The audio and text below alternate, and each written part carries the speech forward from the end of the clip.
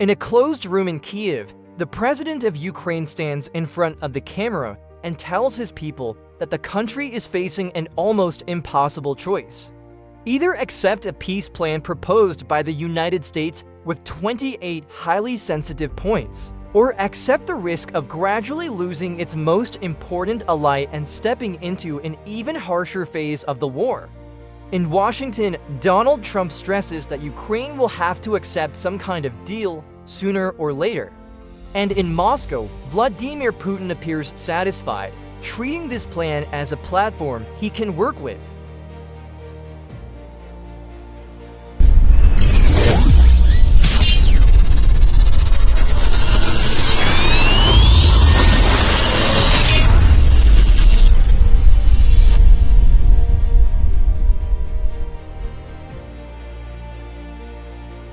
Meanwhile, in Europe, the phones are burning hot in the offices of prime ministers, presidents, and foreign ministers. Some leaders see this as a chance to end a war that is eroding their economies and the patience of their voters. But others see only a document that looks like a reward for someone who has used force to change borders. From Berlin and Paris to Warsaw and Vilnius, an entire continent is being stretched between two very hard-to-swallow words: compromise and betrayal. At the center of all these arguments is a dense document of 28 points, drafted by Trump's team, US officials, then placed on Kyiv's table with a blunt message: either you join this game, or you will have to fend for your own future. The plan has not even been signed, yet it has already exposed the deepest cracks inside what used to be called a united West. Our question today is not only what this 28-point paper demands, how far it pushes Ukraine to make concessions, and what benefits it hands to Russia. The bigger, more unsettling question is, why can a single document, just a few dozen points on paper, divide the West so deeply that many see it as the biggest turning point for the transatlantic alliance since the end of the Cold War? Is this the beginning of peace, or the death knell for the Western order we once thought was solid? To understand why this 28-point plan has triggered such a political earthquake, we have to go back almost 3 decades, to the moment the Soviet Union collapsed. When the Iron Curtain fell, many leaders in Washington, Brussels, and Berlin believed that if NATO expanded, if the European Union expanded, if Russia was drawn into networks of trade and energy, then Europe would enter a long era of peace. The core idea back then was simple: the more economically intertwined you are, the harder it is to go to war. In the early years after the Cold War, that strategy seemed to work. Eastern European countries joined NATO and the EU one after another. Germany built gas pipelines with Russia, treating them as bridges that guaranteed stability.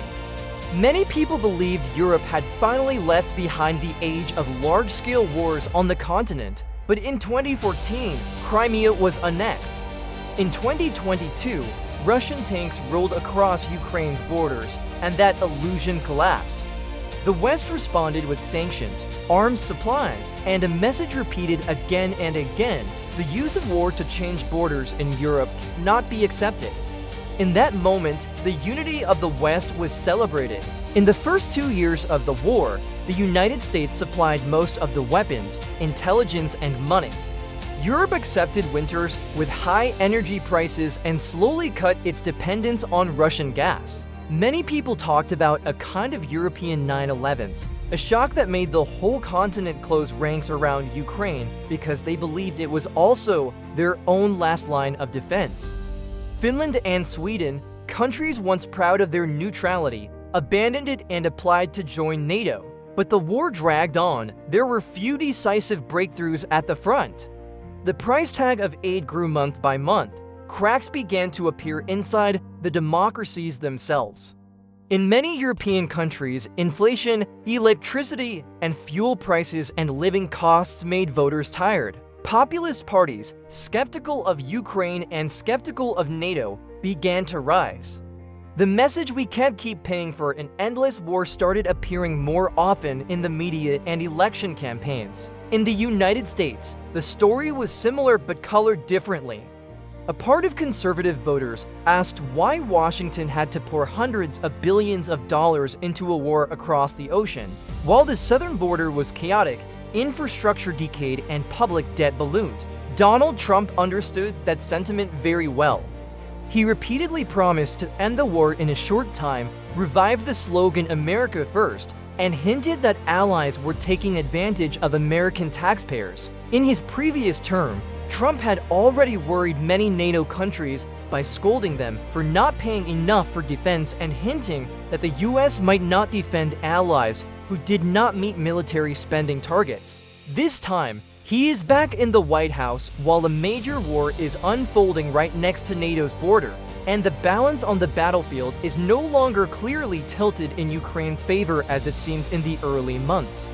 European anxiety, therefore, is multiplied. In 2022, the West's goal was fairly clear: prevent Russia from achieving a clear victory. But by late 2025, the questions began to change. What does victory for Ukraine actually mean?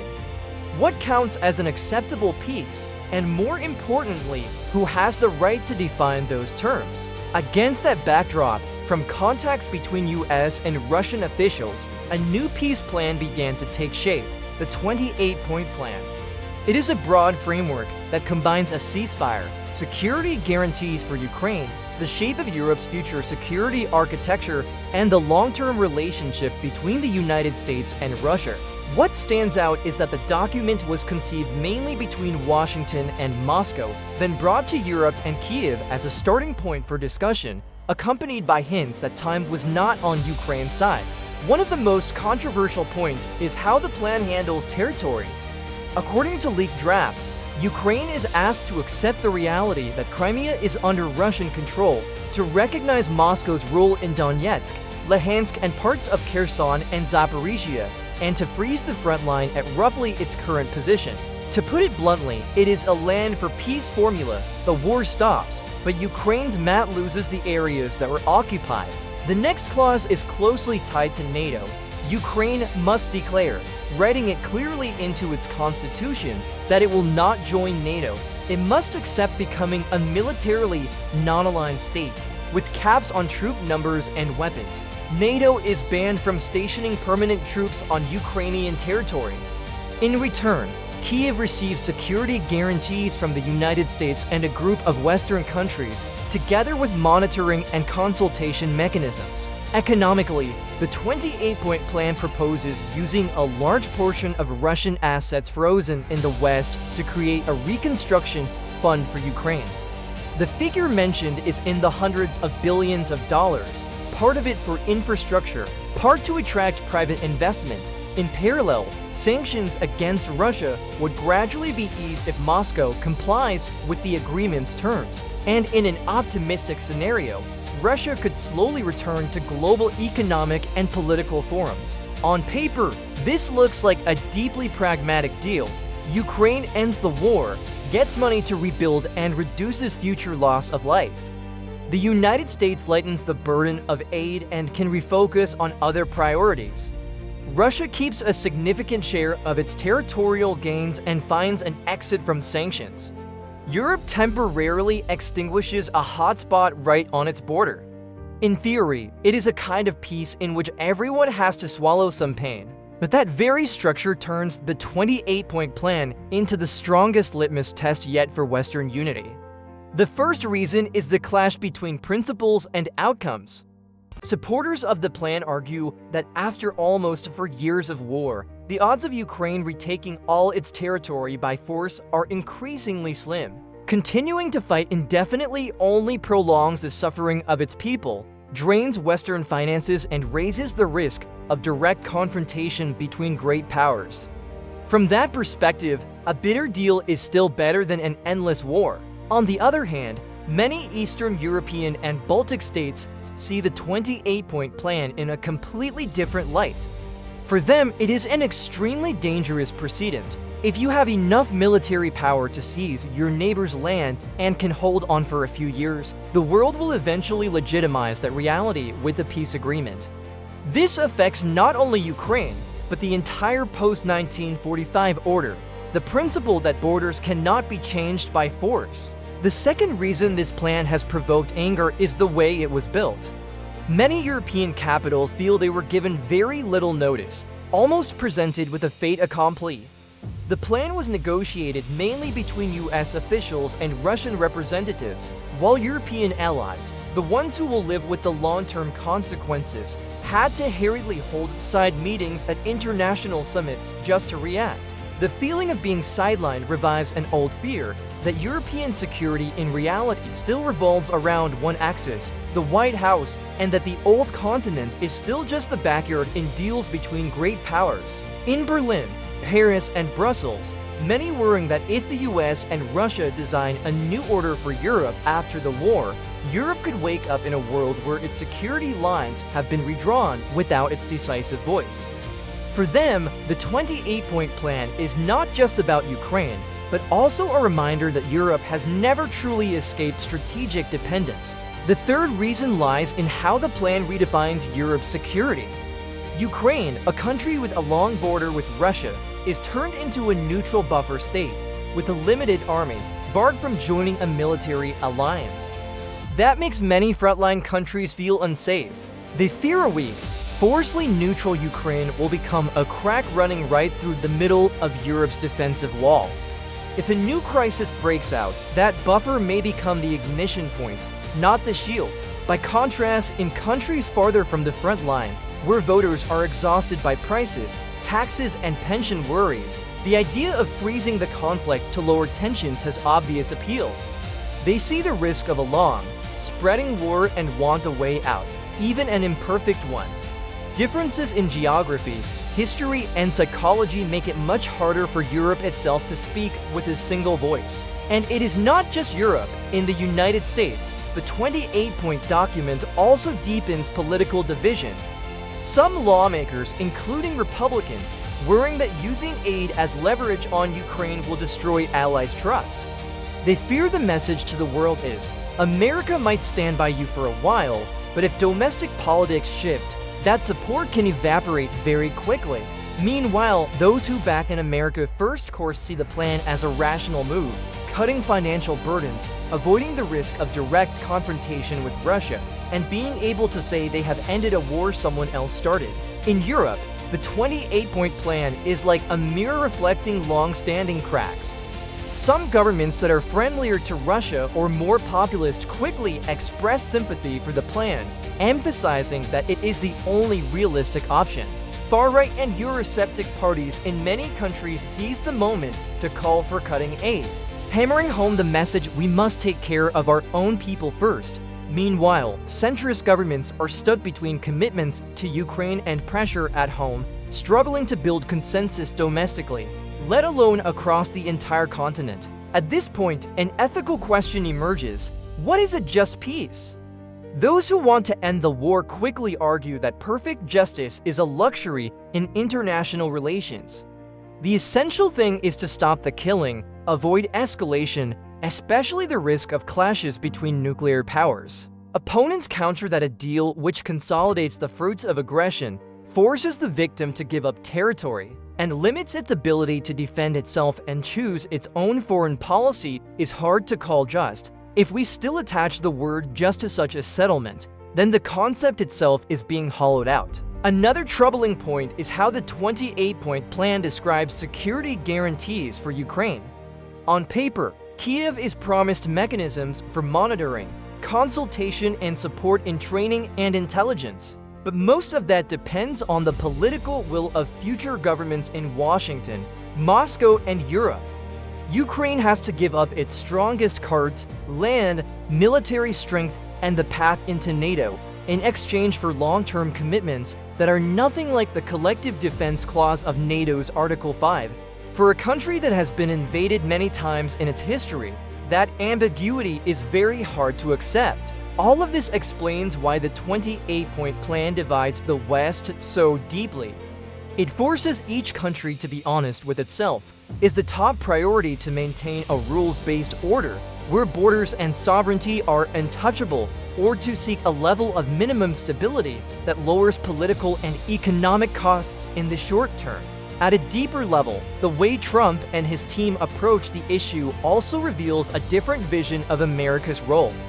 The plan is not just about ending the war, it places the US in the position of supreme referee in managing the peace. The US chairs monitoring mechanisms, decides the pace of lifting or reimposing sanctions, and sits at the center of reconstruction funds.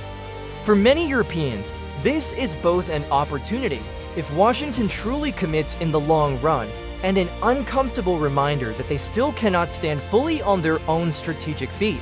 For Russia, the 28-point document, even in draft form, already brings substantial benefits: de facto recognition of expanded territorial control, pushing Ukraine out of NATO's orbit, and reopening the door to the world economy. It is no surprise that Moscow seems willing to discuss further on this basis, while blaming Ukraine and the West if negotiations stall. So if one day Kyiv, under pressure from the US and part of Europe, is forced to accept some version of the 28-point plan, what price will the West pay? Perhaps the war will pause, the guns will fall silent, and financial markets will breathe easier as risks seem reduced.